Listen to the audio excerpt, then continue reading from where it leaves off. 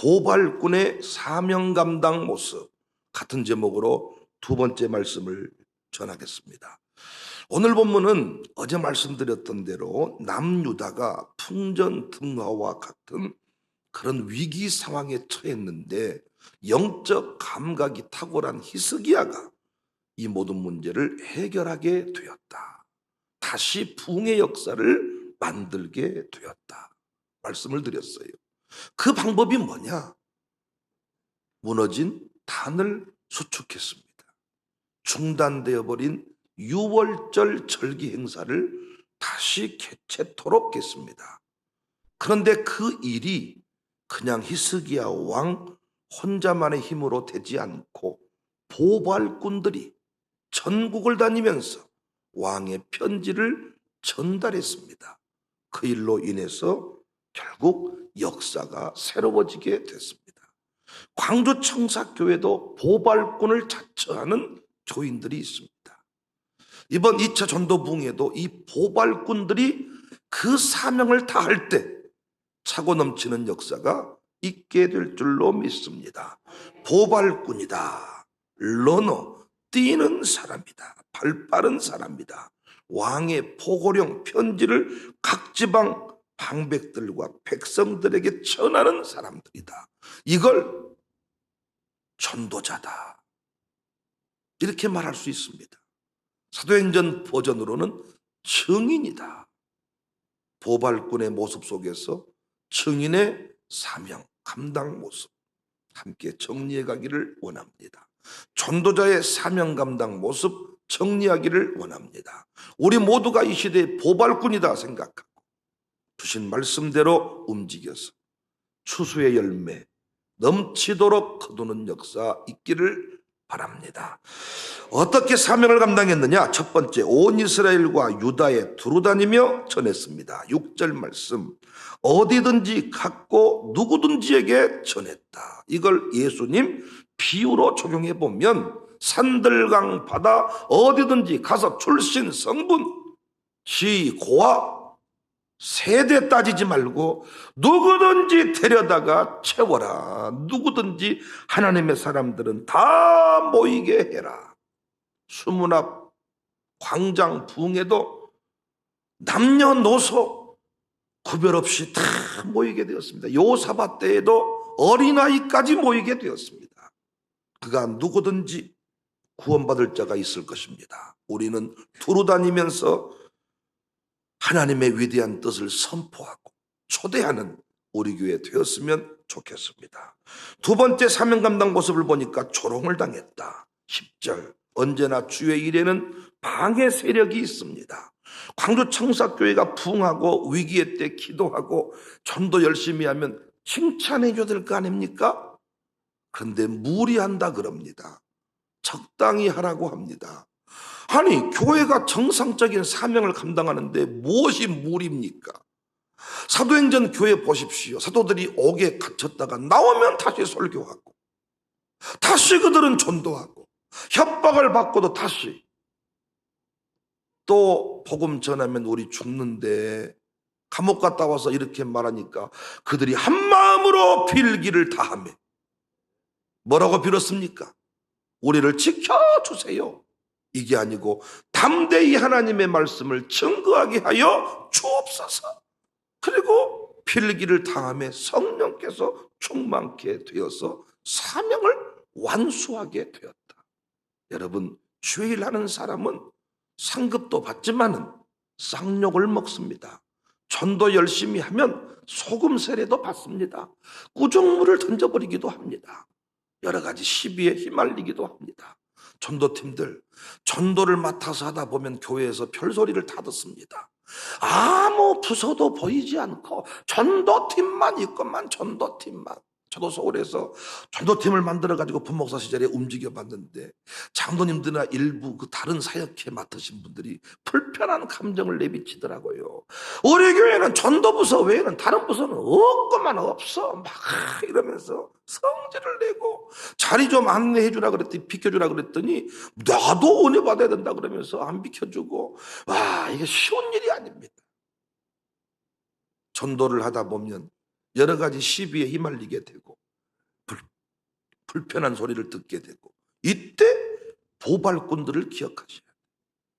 조롱을 들었다고, 비웃음 들었다고, 아이고 나는 이 길을 못 가겠다. 보발꾼 생각해도 안 풀리거든 예수님을 생각하셔. 예수님은 끝까지 참으셨습니다. 십자가를 참으셨습니다. 결국 구원의 역사를 이루게 되었습니다. 우리 교회 이상한 교회다, 이단이 아니냐. 애들이 새벽 예배 드린다고 어떤 사람 우리 교회 이단이 돼. 별의별 이단이 다 있네요. 이런 이단 만나면 참 좋은 이단이네요. 애들이 새벽 예배 드리다 보니까 저녁에 빨리 자야 되고요, 게임 중독에서 벗어나게 되고요, 모든 게 좋아지는데 이것이 무엇이 이단입니까? 애들이 막 간증하고 애들이 막 이렇게 주야삼창한다고 이사가는 교회다. 그런 소리에 귀 기울이지 말고 예배드리는 교회가 정상이고, 전도하는 교회가 정상이고, 위기의 때 기도하는 교회가 정상임을 믿으시기를 바랍니다. 조롱당할 수 있다, 개의치 말자. 그것도 명연반응, 그것도 반응이다. 마지막 세 번째입니다. 몇 사람을 에루살렘에 이르게 했다. 11절. 그러나 아셀과 므낫세의 스불론 중에서 몇 사람이 스스로 겸손한 마음으로 에루살렘에 이르렀다. 보발꾼들이 열심히 움직이는 중에 몇 사람을 만나게 되었다. 움직이는 몇 사람을 만나게 되었다. 영혼 추수의 기쁨을 경험하게 됐습니다. 하나님이 찾는 그 사람들을 만나게 되었습니다.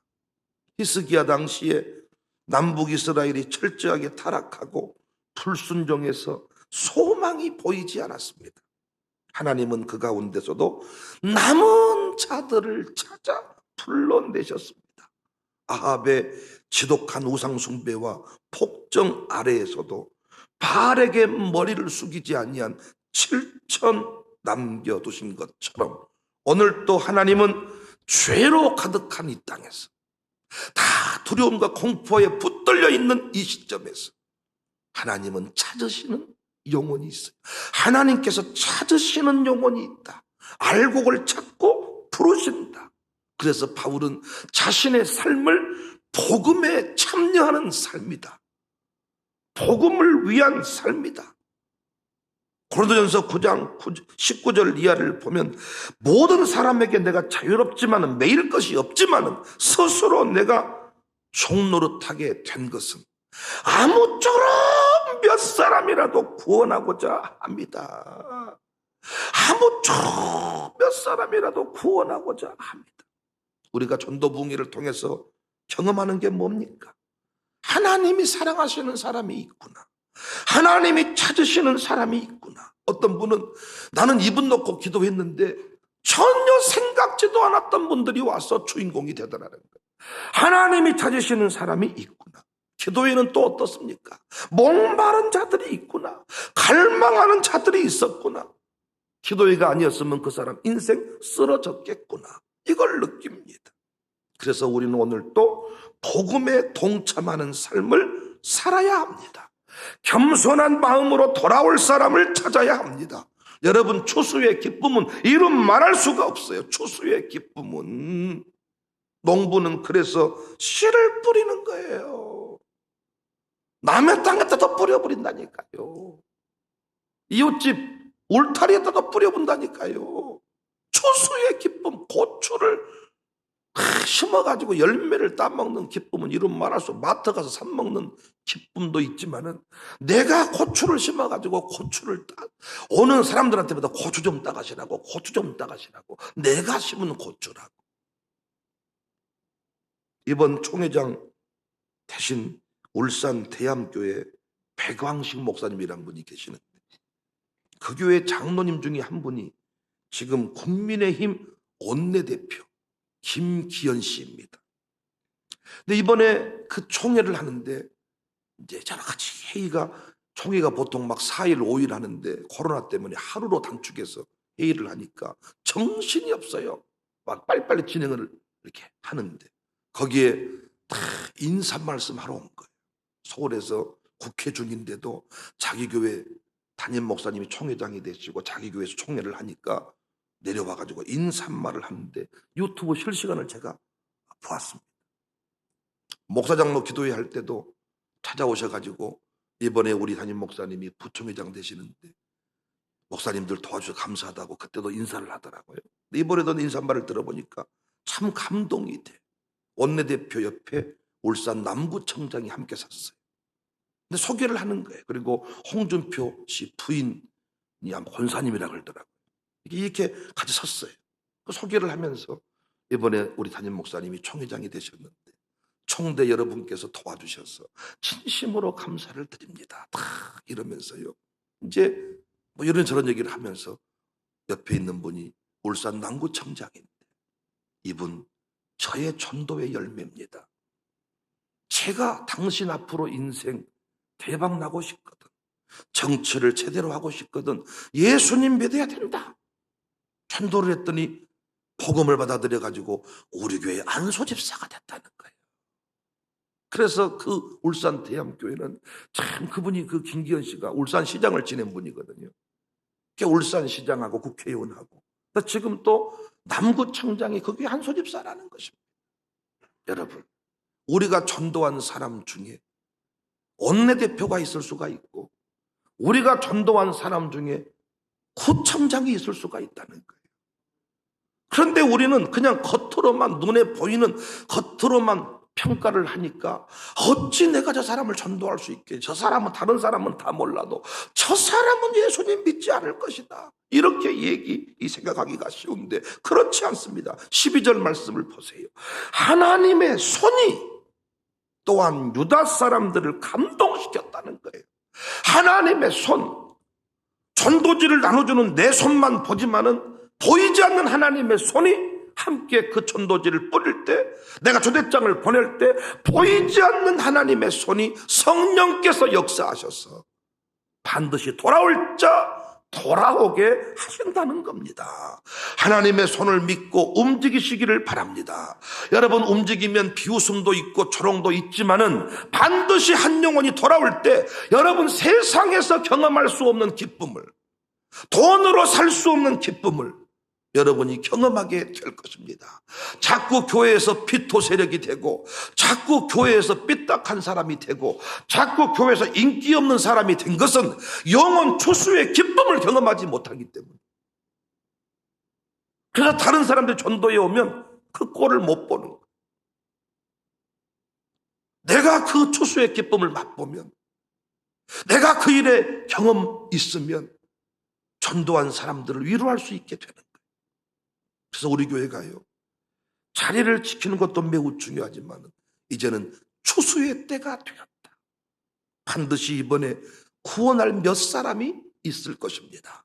제가 집회에 보면, 부흥에 보면 반드시 그 부흥의 주인공이 있어요. 저도 정말 아침부터 밤늦게까지 분주하게 움직이는 것은 몇 사람을 세우고자 함입니다. 우리 명필 집사가 저와 같이 사역을 시작하면서 자꾸 하는 말이, 할만하냐, 재밌냐? 목사님, 힘들어요. 뭐가 힘드냐? 이렇게 일이 많은 줄 몰랐고 이렇게 분주하게 움직이는 줄 몰랐다. 그냥 겉으로 보기에는 유유히 잠잠히 이 교회가 흘러가는 것 같지만은 누군가는 분주하게 계속 무슨 일을 해야 되는 것입니다. 그 일을 하는 이유가 뭡니까? 어떻게든 돈 100만 원이라도 벌어보고자 함입니까? 어떤 분은 늘 그런 말 하더라. 아야씨, 야, 놀면 뭐 한다냐? 가서 돈 10만 원이라도 벌어야지. 놀면 뭐 한다냐? 돈 100만 원이라도 벌어야지. 여러분은 돈 10만 원 벌기 위해서 무슨 일이라도 한지 모르겠어요. 명절 때 뭐 택배 알바를 한다든가 떡집 가서 알바를 한다든가, 놀면 뭐 한다냐? 떡값이라도 벌어야지. 그런데 우리는 돈 10만 원, 어떻게든 10만 원을 벌고자 함이라가 아니라 어떻게든 한 가정이라도 세워보고자 함이라. 어떤 분은 자기 자녀를 세우려고 열정을 쏟는 분이 계세요. 어떻게든 내 자녀를 세워보고자 합니다. 어제도 우리 홍신근 성도랑 그 어머니랑 잘 대화를 좀 나눴는데, 그 어머니가 이제 추석 세고 다시 캐나다로 들어가시는데 이제 이곳에 와서 은혜를 받고 기도를 하면서 많은 것들을 이제 깨닫게 된 거예요. 그러면서 저는 이제 홍신근이가 어찌 우리 교회 정착을 하고 뿌리를 내리고 조금씩 변화가 일어나고 어제도 뭐 헌금 좀 하겠다고 찾아왔더라고요. 뭐 이런저런 왜 이런 일이 쉽게 벌어졌을까 해보니까 그 엄마가 눈물로 기도했던 것들이 응답이 이루어진 거예요. 그런데 이제 소원이 뭐냐? 딸이 있는데 홍신근 성도 누나가 있는데 신앙생활 열심히 하다가 신앙생활을 잠시 중단했고 다시 그 기쁨을 잃어버렸다. 그래서 떠나기 전에 여기다가 등록을 시키고 이곳에서 신앙생활을 하는 것을 보면 자기가 여한이 없겠다고, 이곳에서 내 딸이 살았으면, 어떤 부모니까 자기 딸을, 자기 아들을 이곳에다 어떻게든 뿌리를 내리고 정착하게 해야 되겠다고, 아무쪼록 나는 다른 사람은 몰라도 내가 살아있을 때 내 아들이라도 내 딸이라도 이곳에 등록을 시켜야 되겠다 하는 부모님이 계셔. 내 믿음대로 될지어다요. 어떤 부모는 우리 교회 나올 필요 없다, 네가 편한 교회 가라 하는 부모도 있지만은 내가 이 교회를 섬겨보니까 너 이 교회에 나와야 쓰겠더라. 다 하나님 쓰신 교회지만은 너 보니까 안 된다. 우리 목사님 만나서 신앙생활해야 너 똑바로 살 수 있다. 너 이곳에 등록해야 된다. 이런 열정을 가진 사람 다 하나님의 교회입니다. 하나님 필요한 대로 다 움직이게 합니다. 그러나 열정을 가지고 아무쪼록 내가 나는 다른 사람은 모르지만은 내 가정교회 소속돼 있는 이 남편, 작전을 세운 가정교회도 있더라고요. 2차 때 어떤 남편을 불러내야 될 것인가. 하나님이 이 가정을 내게 붙여줬는데 어떻게든지 간에 올해 연말까지 이 가정교회 소속돼 있는 남편들은 구원해내야 되겠다. 또 어떤 가정교회는 이 소속되어 있는 이 집 자녀들만큼은 다 끄집어내야 되겠다. 열정을 가지고 자기 가정교회 내부적으로 작전을 세우고 네가 출입문을 지키고 내가 차량을 하고 네가 돈을 내고 내가 밥을 하고 작전을 세우는 사람들이 있더라고. 나는 이런 양육사를 만난 가정교회 식구들 복이라고 생각해. 하나님 주신 선물이다. 전도라는 것은 혼자 되는 게 아니에요. 고구마 전도법 때가 필요해. 그래서 젓가락을 쭉 넣었을 때 다 들어가야 익은 거잖아요. 쭉 넣었을 때 덜 익은 사람은 다시 뚜껑을 덮고 풀을 때는. 그래서 젓가락을 쭉 넣었을 때 푹 들어간 것은 지 혼자 한 게 아니고 다른 여러 사람이 다 풀 떼놓은 거예요. 다. 데려오면 못한답니까? 시험 들게 해버리면 끝나지. 그러니까 데려왔을 때 목사의 메시지가 제대로 들어가야 되고 메시지가 잘 들어갈 수 있도록 자리를 잘 잡아주는 게 중요하고 끝나고 또 마무리가 중요하고 식사 한 끼 대접하는 게 중요하고 이 모든 게 종합 공동 연합작전이 펼쳐져야 한 영혼이 구원함을 받는 거예요. 그러니까 가정교회에서 이 작전을 펼쳐주니까 얼마나 감사해. 교회에서 이 작전을 딱 펼쳤는데 이때다, 이때, 기회는 이때야 이러면서 가정교회 식구들이 비상을 걸고 양무사가 돈을 한 뭉텅이 내놓고 나도 상금을 걸겠다, 이번에 한번 해보자, 우리끼리라도 선물 주고 받자. 이런 가정교회 멋져버리지 않습니까? 그럼 이렇게 하고 나면 뭐 힘만 들고 뭐 별 볼 일 천만의 말씀이에요. 왜? 애 키우는 게 힘들다고 하면서 또 임신하면 감사한금을 낼까요? 김한나처럼 둘째 생겼다고 좋아가지고 막. 요즘에 라이리를 보면 내가 너 불쌍해 죽겠다, 우리 집으로 가자, 어찌했었거나 너도 갓난인데 또 생겼단다 내 동생이. 참으로 무책임한 네 부모가 아니냐. 에? 토리는 죽고 못 살지만은 너는 어찌했었거나. 그런데 왜 또 생명이 잉태되면 아니 엄청 힘들다면서요. 애 낳으면 죽어본다면서요. 에? 날만 합니까? 죽어버린다면서요. 죽음을 각오한다면서요. 그런데 왜 임신하면 또 감사하냐고요. 그 낳았을 때 그 생명의 그 출산의 기쁨과 그놈이 좀 지나가지고 옹알이를 해줄 때 그 기쁨과 나중에는 엄마 할 때 엄마로 아닌데 막 엄마라고 했다고 하면서 막 아빠라고 부른 적도 없는데 막 아빠라고 했다고 하면서 막 그놈이 웃어주면 막 다 쓰러지는 거예요. 막 애를 안고 있다가 막 우와 이놈 새끼 웃었다고 막 어른들이 재롱을 피우고 있잖아요. 사람을 세우는 기쁨이 이런 말할 수가 없어요. 조윤기 목사님이 소천하셨는데 참 조문행렬이 끝이 없고, 한국교회 장으로 치르는데 한국교회 대단한 대형교회 목사님들이 상주를 대신하고 거기서 장례를 돕는데 그분들이 다 개인 SNS에다가 전부 다 이렇게 글을 올리는 거예요. 여의도 순복음교회 위력을 봤다는 거예요. 장례를 치르는데 통곡을 하면서 오는 성도들이 전국에서 전 세계에서 오는데 70만, 단일 최대 교회 기네스북에 오는 교회. 그런데 이제 살아생전에 인터뷰했던 수많은 것들이 유튜브상에 막 올라오더라고요. 그래서 그 인터뷰 내용 중에 목사님, 왜 하나님이 목사님을 쓴다고 생각하십니까? 그러니까 그 목사님이, 조윤기 목사님이 무식한 사람을 찾고 찾았는데 하나님 눈에 내가 가장 무식한 사람으로 눈에 든 것 같습니다. 그래서 폐병 걸린 초라하기 짝이 없는 자신, 부산 상고 졸업한 나, 하나님이 부르셔서 쓰시니, 와, 하나님은 살아계시도다 말할 때 나 같은 사람이 있지 않겠나. 그러니까 그 인터뷰를 진행하는 목사님이, 목사님 무식하지 않잖아요. 또 그 여성 앵커가, 목사님 그러시지 말고 하나님이 목사님 쓰신 이유가 뭐라고 생각하세요? 하나님이 나를 쓰신다는 이유를 굳이 찾자면 나는 소망의 메시지를 평생 던졌던 것 같습니다. 가난하고 서럽고 힘들었던 사람들을 데려다 놓고 그 교회 건축 얘기를 몇 토막 들려주는데 그 교회 지붕을 덮지를 못해서 철이 다 녹슬어 가지고 비웃음거리가 되고 있을 때 어떤 새벽 예배인가 설교를 하는데 나이 드신 할머니 한 분이 바짓가랭이를 잡고 나에게 5분만 말할 기회를 달라고. 그래서 조윤기 목사님이, 아니다, 지금 안 그래도 할머니 나 목회 지금 건축 때문에 힘든데 할머니라도 나 힘들게 하지 말라고 거절을 했더니 바짓가랭이를 잡고 울면서 한 번만 내 5분 말하게 해달라고. 그 나왔더니 신문지에다가 뭘 싸왔더라는 거예요. 그러면서 이 젊은 목사님이 건축 때문에 쓰러지면 되겠느냐고, 이 목사님 우리가 도와줘야 되지 않겠냐고, 건축을 나는 뭘 드릴 수 있을까를 돌아봤더니 놋 수저, 놋 밥그릇, 놋 그릇을 신문지에 쌓아가지고 나는 이건 내놓을 테니 여러분 힘을 내서 건축 마무리하자. 성도들이 그냥 숙연해지더라고요. 목사님이 아무리 내가 못난 목사여도 나는 숟가락 밥그릇을 뺏을 수는 없습니다. 그러니까 또 그 할머니가 과부의 2랩돈을 무시하냐고, 이 초라해서 안 받는 거냐고.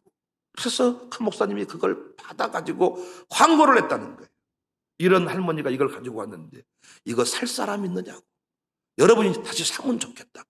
그래서 그 숟가락, 그 밥그릇을 100만 원인가 200만 원인가 되팔았고, 그때부터 교회 분위기가 뒤돌아서 성도들이 막 헌금을 하기 시작했는데, 그때 그 일이 있고 나서 바로 은행 지점장이 만나자고 하더니 큰 금액을 대출해줘서 건축을 마무리하게 되었다. 그 목사님이 살아생전에 무엇을 잘하셨냐? 제자 세우는 일을 잘했습니다. 전국에 내가 조윤기 목사님 제자입니다. 사랑하는 성도 여러분, 이 목소리까지 흉내내고자 하는 제자들이요 엄청났습니다. 그냥 설교 프레임 하나를 좀 본받고자 함이 아니고 그냥 그 목사님의 제수처까지 흉내내기 위하여서 하는 분들이 전 세계에 많다는 거예요. 사람을 세우는 기쁨. 그래서 동시다발적으로 200개인가 70개인가 지교회를 동시에 전부 다 독립을 시켰더라고요. 그 각자 건물들을 다 본교회가 세워가지고 다 동시다발적. 이거 내가 한 거 아니고 성령님이 하셨는데 그분들 나보다 더 똑똑한 분들이었어. 내가 움켜쥐고 있는 것보다 띄워드리면 더 잘 될 것 같아서 가감하게 다. 그분들이요 위기를 만날 때마다 신문에 광고를 내는 거예요. 우리는 조윤기 목사님의 신학을 우리는 수용하고 그 목사님의 뒤를 계승하겠습니다. 그런데 그분들이 전국에 영향력을 미치는 분들입니다. 건물 가지고 있으면 뭐 한답니까? 부동산 10,000평 가지고 있으면 뭐 한답니까? 부동산이 여러분 돌아가시면 산이 여러분 장례식에 와가지고 장례식장을 지킵니까? 아파트가 전국에 10개 있는 아파트가 다 여러분 장례식장에 와가지고 다 내가 상 줍니다 합니까? 아니지 않습니까? 그러나 살아생전에 어떻게든 몇 사람이라도 구원코자 함이라 그 영혼 구원을 위해 진력했던 그 목사님의 그 삶은 떠나시고 났는데 다시 부흥회가요. 다시 부흥회가. 유튜브상의 조용기 목사님에 대한 추모와 그분에 대한 설교를 찾는 이 열정들이 엄청납니다. 엄청나. 광주 청사교회가 왜 이 자리까지 올 수 있었냐? 사람 세우는 일에 10여 년 동안 집중했기 때문입니다. 샬롬 스쿨 하고 싶어도 저런 선생님들이 없으면 샬롬 스쿨은 안 되는 것입니다. 전도에서 데려오면 뭐합니까? 양육사가 없으면 양육을 못하는데, 데려오면 뭐합니까? 전도 사역회가 그들을 품어주지 못하면 안 되는데, 데려오면 못합니까? 새가족 사역회가 그들을 딱 품고 10주 동안 양육이 되도록 해야 되는데, 이 시스템이 없으면 안 되는 겁니다. 저 혼자 목회 어떻게 합니까? 우리 부목사님들이 다 저를 지켜주고 각자 역할을 감당해 주기 때문에 이 모든 일이 가능하게 되었습니다. 저는 벌써부터 내년 조직을 생각해요. 이광대 집사님 신방에서 집사님 이제 남은 생에 주를 위해 헌신하면 좋겠습니다.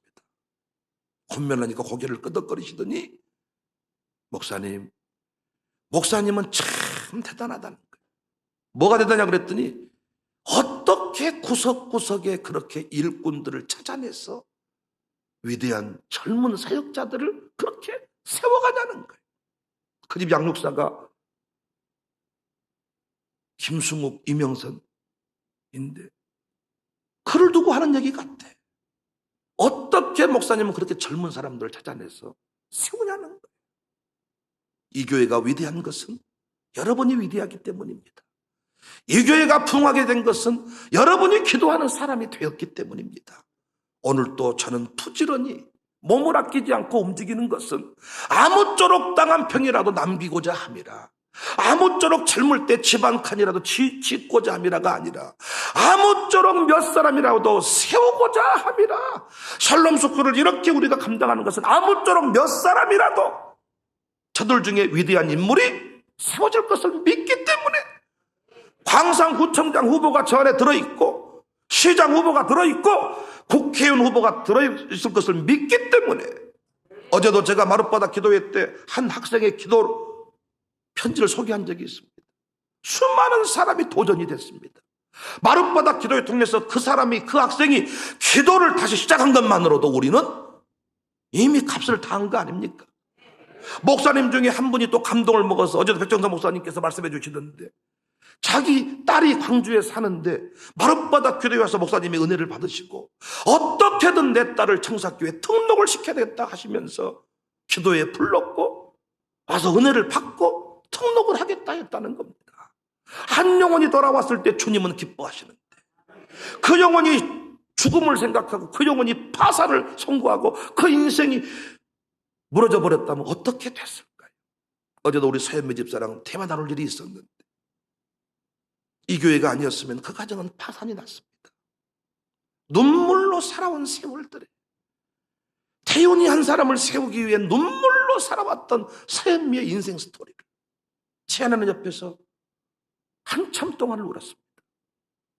청사교회가 그 영혼 그 가정을 품지 않았더라면 어떻게 되었을까? 여러분 지금도 죽음을 생각하는 사람이 많아요. 인생에 아무런 재미를 느끼지 못하는 사람이 많아요. 여러분의 초대장 하나가 청사교회 나와서 함께 행복한 삶을 살자. 예배하러 오십시오. 기도하러 오십시오. 은혜 받으러 오십시오. 아무것도 아닌 것 같지만 여러분 그 고백 속에 보이지 않는 하나님의 손이 역사했어. 이번에도 감정의 통로가 감정의 주역들이 넘쳐나게 될 줄로 믿습니다. 그래서 우리가 첫 번째 내용 온 이스라엘과 유다에 두루다니며 전했다. 여기에 필요한 노래는 이 노래는 보내주소서. 조롱당했다 희롱을 당했다. 두 번째 내용 필요한 찬송가 뭐라 그랬어요? 비바람이 앞을 가려도 나는 가리라. 근데 아내는 이 노래 하니까 그것 말고 자기는 푸른 바다 나서니 몸 아골골짝 핀더라도 가겠다. 그 노래가 생각났다는 거예요. 아골골짝 핀더라. 오늘 세 번째 내용에 필요한 노래가 뭔 줄 아십니까? 거두리로다. 거두리로다. 나지 아니할까 슬퍼하며 애탈지라도 나중에 예수께서 다 책임지시고 인도할 것이고 구원할 것이니 거두게 될 줄로 믿으시기를 바랍니다. 이번 2차 전도 부흥회 때 안 오더라도 인생의 위기를 만나고 행복, 그것이 행복이라고 행복을 찾을 때 청사교회를 생각하게 될 것입니다.